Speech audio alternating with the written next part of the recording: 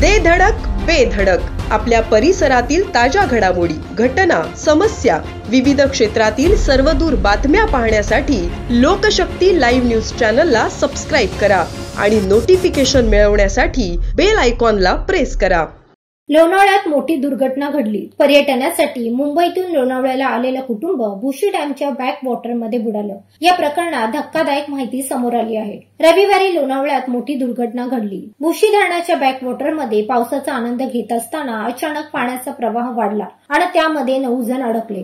त्यातील 4 जणांना वाचवण्यात यश आलं, मात्र एक महिला आणि 4 मुले वाहून गेले। यातील 4 जणांचा मृतदेह हाती लागला आहे, मात्र अद्यापही एकाचा शोध सुरू आहे। या घटनेनं अन्सारी कुटुंबावर दुःखाचा डोंगर कोसळला आहे। दरम्यान या घटनेबाबत आता धक्कादायक माहिती समोर आली आहे। ती म्हणजे बंदी असताना देखील हे कुटुंब या धबधब्याकडे गेलं आणि कुटुंबातील सदस्यांना आपला जीव गमवावा लागला।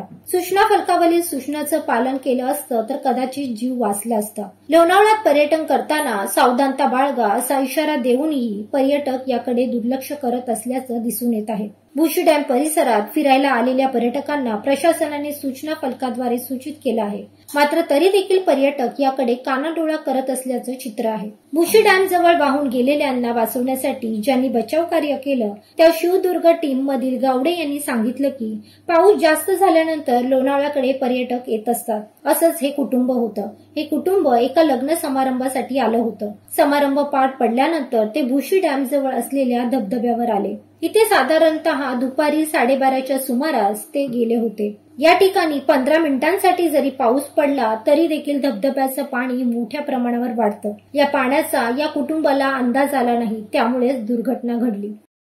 लोकशक्ती लाईव्ह साठी दत्तात्रय शेडगे, खालापूर।